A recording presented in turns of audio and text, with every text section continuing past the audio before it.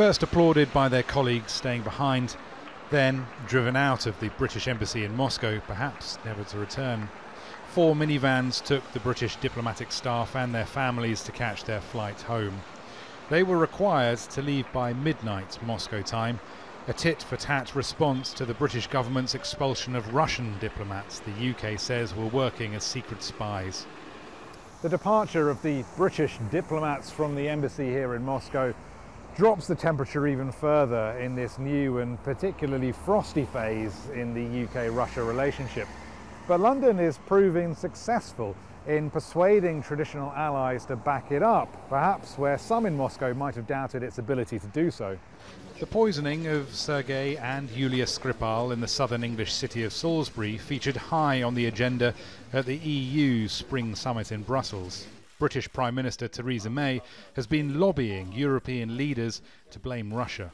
The threat that Russia poses respects no borders, and it is a threat to our values, and it is right that here in the EU Council we are standing together to uphold those values.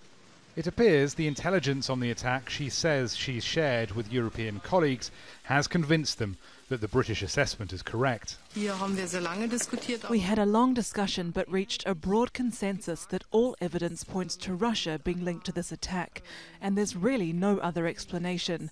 All member states agreed with this point of view, and we will monitor the situation to see what happens next. The British have shared their information with the Organisation for the Prohibition of Chemical Weapons, and we will await their verdict. The EU has recalled its ambassador to Moscow for consultations in Brussels over the Skripal affair. Russia's foreign ministry, which is trying to convince the world that Russia is the injured party here, is protesting at the way things are going. We regret that instead of referring to international law, the European Union has preferred to go on the path of another anti-Russian campaign instigated by London and its transoceanic allies, with an obvious goal to put another hurdle in the way of normalisation of the situation on the European continent. It's not yet clear what happens next, but various leaders of EU countries have confirmed they're considering expelling Russian diplomats too. These are scenes we may see repeated in the days to come. Rory, Challands, Al Jazeera, Moscow.